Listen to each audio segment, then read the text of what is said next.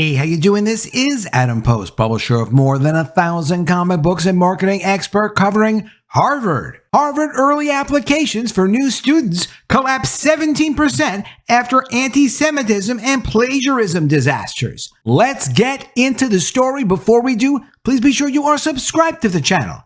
Click the bell for notifications.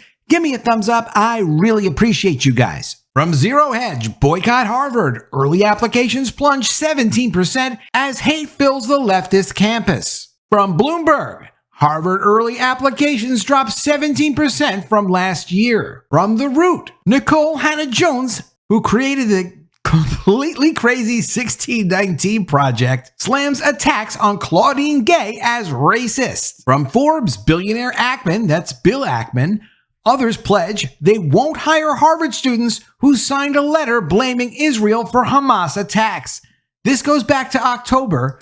There were students that actually signed a letter who blamed Israel for the Hamas attacks. Billionaire Bill Ackman came out and talked to some of his other CEO friends in industry and agreed we aren't going to hire these people to be associated with our company. It's really a reputational risk. It's not worth it to be associated with people who would take such an inexplicable, controversial position. But that's not all.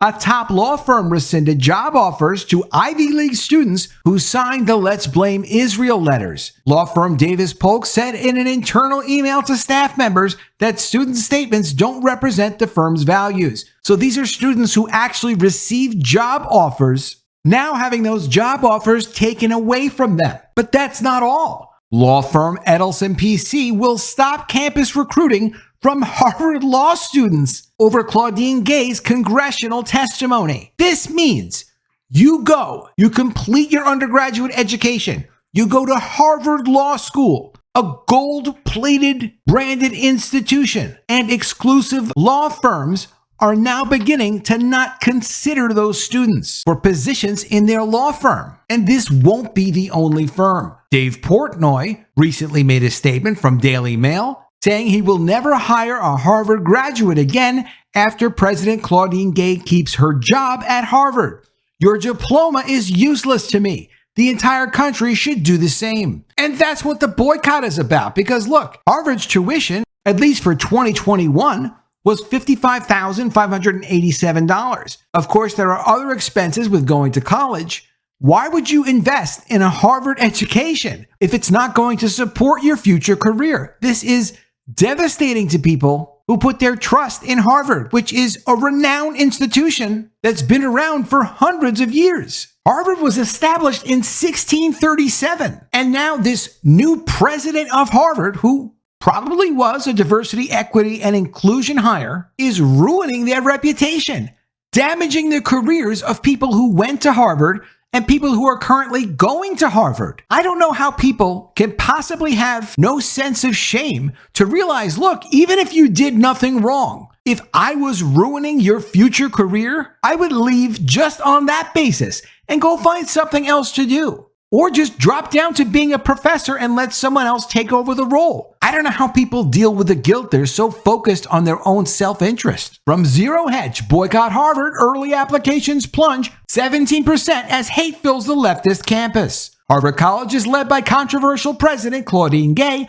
who has single-handedly done more damage to the school's reputation than anyone else in its nearly 500 years of existence. 500 years? Half of a millennium? Gay's failure to tackle anti-Semitism on campus has been a major wake-up call for parents nationwide who aspire to send their children to the elite university. Parents quickly realized the school no longer prioritizes excellence through education, but instead pushes toxic woke narratives and political indoctrination that is harmful to Western society. New data from Bloomberg shows that a huge blowback is just beginning.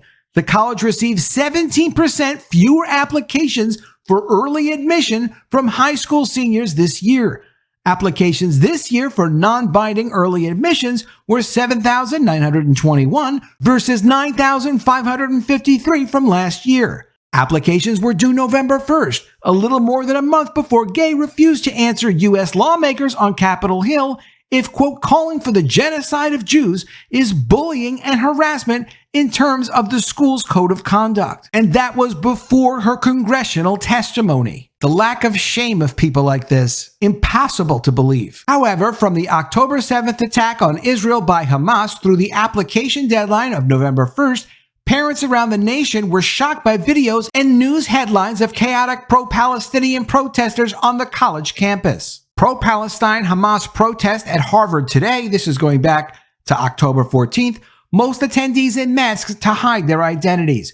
Protesters chanting against peace in the region until Palestine is free from the river to the sea. And at least with Jewish people applying to this, I'm Jewish, I can tell you, I wouldn't be comfortable with being hunted down by these people. Certainly not while I'm trying to get an education at an elite school, and also I'd feel a little funny supporting a school like this. Also in this new report, Qatar, the main funder of Hamas, is also the leading funder of American universities. This explains why Harvard, MIT, and Penn, and many other top universities have turned into Hamas mouthpieces. In a press conference with Congress, student Jonathan Frieden explained what it's like to go to class. Quote, multiple times a week on my way to class, I walk by mobs of people chanting from the river to the sea. I talk to my Jewish friends on campus every day.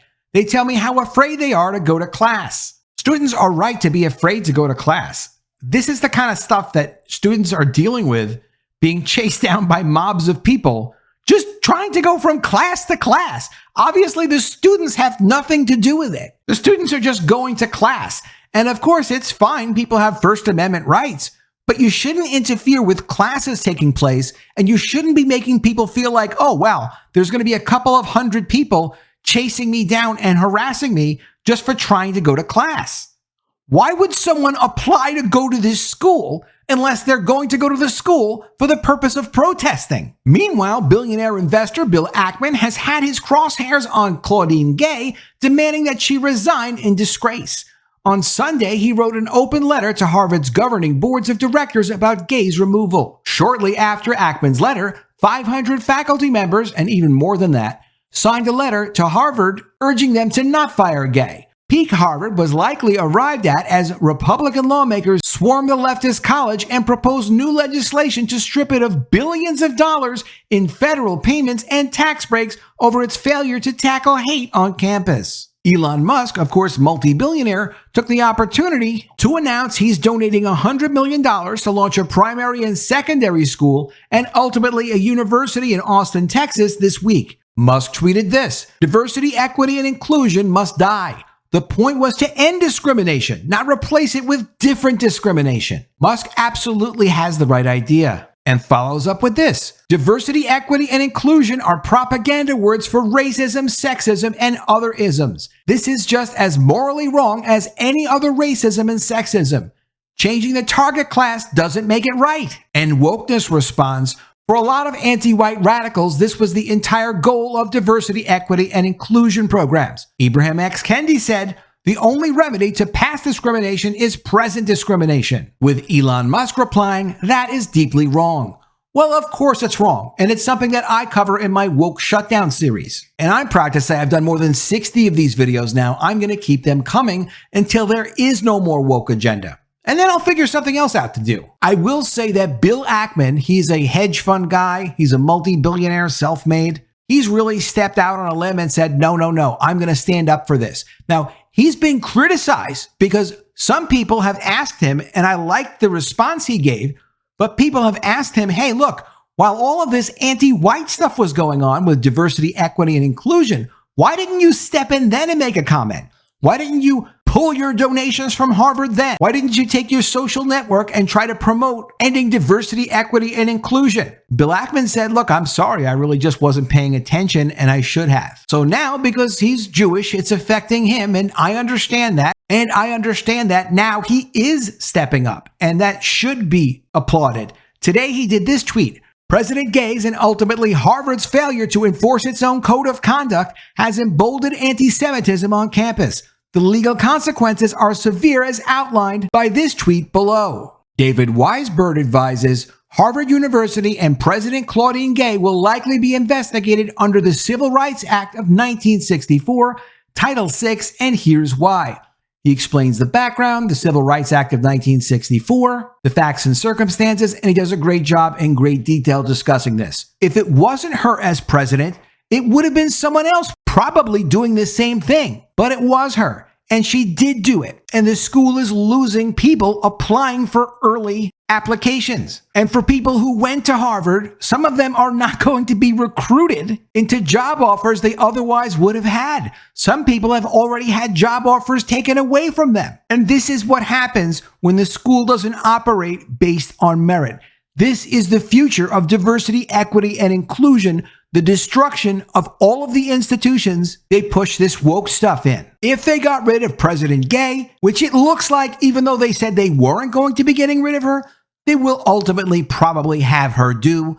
They'll have her step down maybe sometime next year, because in addition to all of these problems, they've also lost more than $1 billion in donations now, directly attributed to this mismanagement of the anti-Semitism issue, and we really didn't even get into her plagiarism issue, which is severe. Let me know what you think of all this in the comments below. Always love to see your ideas. Please be sure you are subscribed to the channel. Click the bell for notifications, give me a thumbs up, and I'll see you again soon with another video. And if I don't see you, I will miss you.